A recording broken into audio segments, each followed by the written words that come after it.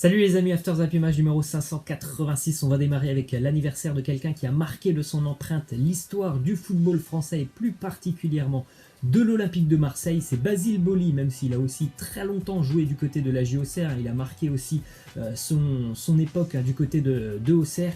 Il a surtout permis à l'Olympique de Marseille de remporter jusqu'à ce jour la seule Ligue des Champions remportée par un club français. D'ailleurs à l'époque ça ne s'appelait même pas la Ligue des Champions. En tout cas 1993, Marseille affrontait le grand Milan, c'était à Munich en Allemagne, et un petit peu avant la mi-temps, Basile Boli d'une tête surpuissante avait permis à l'Olympique de Marseille d'ouvrir le score, et même à la fin de match, l'OM s'était imposé 1-0, autant dire qu'il avait été décisif sur cette finale. Ensuite, on jette un petit coup d'œil aux meilleures audiences de la dernière décennie de football. Bien évidemment, les matchs de l'équipe de France sont tous représentés. Les grands événements, on va dire, de l'équipe de France, la finale de l'Euro 2016 est en première position, France-Portugal, deuxième place, la finale de la dernière Coupe du Monde face à la Croatie, et en troisième position, la demi-finale de l'Euro 2016 face à l'Allemagne. On continue avec une déclaration de Raphaël Varane qui revient sur le nouveau rôle, on va dire, de Karim Benzema, même s'il est vrai que c'est un rôle qu'il a maintenant depuis quasiment 2 ans. Il nous dit Karim Benzema, je pense que maintenant je le vois surtout comme quelqu'un de très très assagi, de très très calme. Le mot qui me vient est apaisé. Il a appris son rôle de leader d'attaque très au sérieux. Ça ne me surprend plus. C'est l'homme pour moi providentiel du Real Madrid, Karim Benzema. Les statistiques et l'apport qu'il a sur le terrain sont vraiment incroyables. C'est vraiment assez incroyable le fait qu'il a tout de suite endossé son rôle après le départ de Ronaldo, même si au début il a eu un petit peu des périodes un peu compliquées. Depuis maintenant plus d'un an, c'est vraiment l'homme qui rayonne sur le front de l'attaque madrilène. Ensuite, on continue avec l'officialisation du côté de la Juventus, on en parlait hier. Signature de la pépite suédoise Dejan Kulusevski qui s'engage contre 35 millions d'euros plus 8 millions d'euros de bonus. Il vient de l'Atalanta Bergame, mais hier je vous avais dit qu'il était à Parme puisqu'il est prêté du côté de Parme, et c'est vraiment une très très belle recrue pour les Turinois. Franchement, un joueur de 19 ans qui est très très prometteur. Ensuite, un départ aussi du côté de la Juve, départ du gardien Mattia Perin qui s'engage définitivement avec le Genoa. Il était à la Juve depuis le début de saison, bien évidemment bouché par la présence de Szczesny et de Gigi Buffon. Ensuite, une autre info d'un joueur de la Juve qui pourrait quitter Turin dès cet hiver. Il est pressenti du côté de Manchester United en Angleterre. C'est Emre Can qui ne joue pas énormément quand même avec la Juventus Turin. Pourquoi pas aller tenter une aventure en Angleterre dans un club qui a besoin vraiment de renfort. Ensuite, on a une petite info qui concerne 2 joueurs du Paris Saint-Germain. Edinson Cavani et Leandro Paredes ne devraient pas quitter le Paris Saint-Germain cet hiver. L'Uruguayen n'est pas vraiment désiré par Thomas Tuchel sur cette deuxième partie de saison. Le seul problème, c'est que Cavani, il n'a plus que 6 mois de contrat, donc c'est un peu compliqué de l'imaginer partir du côté de l'Atlético, puisque dans 6 mois, le joueur il sera libre et gratuit, donc forcément ça va poser un petit peu des problèmes. Est-ce que l'Atlético va vouloir vraiment le recruter cet hiver ? C'est un petit peu la donne qui fait un petit peu tout changer qui change un peu tout dans ce dossier. Par contre, pour Leandro Paredes, même s'il y avait beaucoup de rumeurs de départ, visiblement Thomas Tuchel compte quand même sur lui pour la deuxième partie de saison. Il est vrai que sur les derniers mois, on va dire depuis le mois de novembre, Paredes a été beaucoup mieux sur le terrain avec le Paris Saint-Germain. Ensuite, on a une déclaration de José Mourinho sur la blessure de Tanguy Ndombele. Il nous dit Ndombele, il est tout le temps blessé. Il est blessé, pas blessé, il joue un match, la semaine suivante, il est de nouveau blessé. Ensuite, il rejoue un match, on est plein d'espoir, et c'est ainsi de suite. Depuis le début de saison, c'est un souci, bien entendu, bien évidemment, depuis qu'il est parti de Lyon. C'est compliqué pour Ndombele, dû justement à ses blessures très récurrentes avec les Spurs.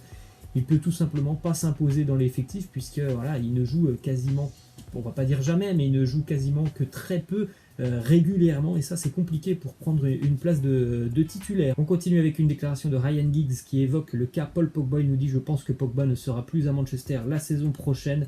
Solskjaer ne doit gérer que les joueurs qui sont en forme.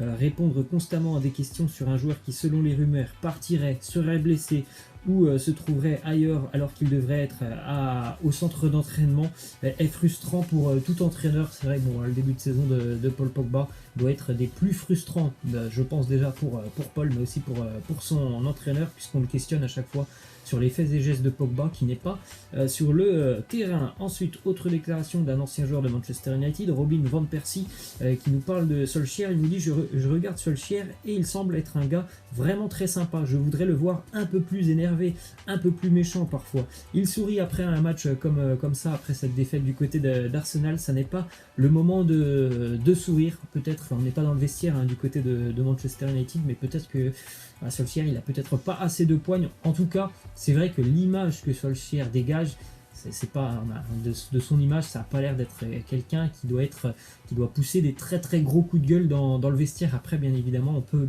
se tromper, l'image ça ne veut rien dire, mais comme ça, quand on le voit, ça a l'air d'être quelqu'un de plutôt posé. On continue avec une info du côté d'Arsenal et une mauvaise nouvelle pour les Gunners. Callum Chambers souffre d'une rupture des ligaments croisés, autant dire que sa saison est terminée.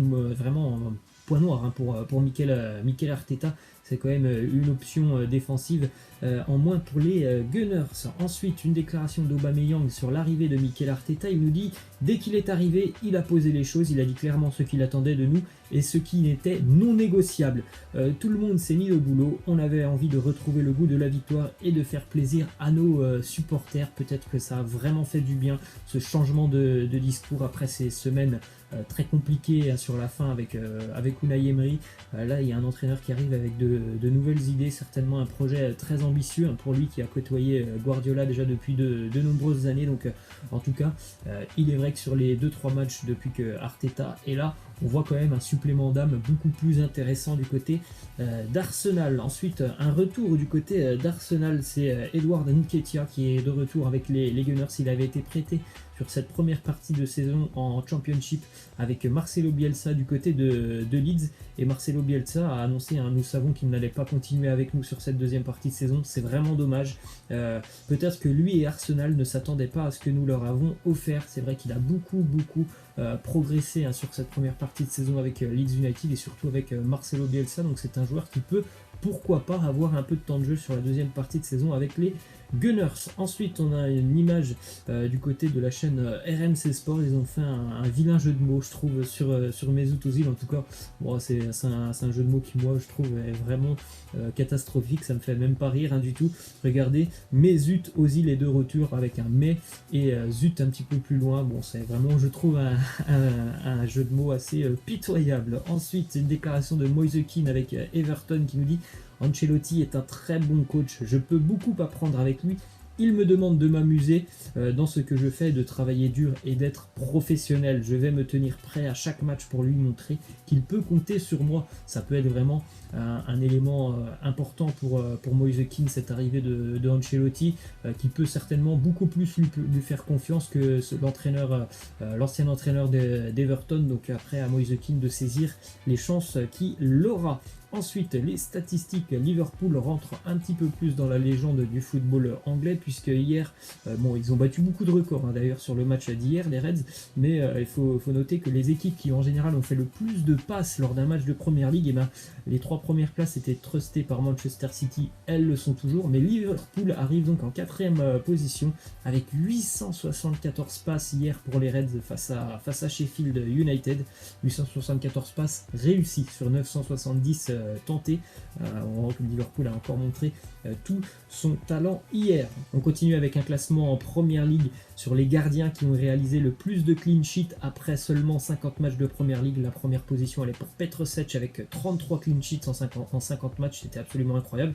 Et Alisson il rentre dans ce classement avec un nouveau clean sheet hier, donc pour 50 matchs, 26 clean sheets, un petit peu plus qu'1 sur 2, donc c'est plutôt pas mal pour le gardien brésilien. Ensuite, hier, les supporters de Sheffield United ont entamé un petit chant à Anfield. Hier, ils ont chanté tout simplement champion de 3e division, vous n'allez jamais chanter ça. Voilà, ils étaient assez souriants et assez bon enfant dans l'esprit hier du côté d'Anfield, les supporters de Sheffield. Ensuite, petite info qui concerne Aston Villa, une info assez noire pour les Villarreal. Villains, puisque 2 joueurs ont vu leur saison se terminer un petit peu plus tôt cette semaine. Wesley, l'attaquant, et Tom Heaton, le gardien, ce sont vraiment 2 joueurs très très importants pour les Villains, 2 titulaires qui donc ont subi chacun donc une rupture des ligaments croisés face à Burnley en début de semaine. Gros coup dur pour les Villains. On continue avec cette info hier pour sa première avec Derby County. Wayne Rooney était titulaire et même capitaine de son équipe. Il a permis d'ailleurs à son équipe de s'imposer face à Barnsley 2-1 puisqu'il a délivré une passe décisive sur un très joli coup franc déposé dans la boîte. Et on termine avec cette petite image de 2 joueurs qu'il faudra suivre sur les prochaines années, 2 futurs très grands, Joao Félix et Kai Havertz. Voilà les amis, c'est la fin. Je vous laisse, je vous dis à la prochaine. Ciao.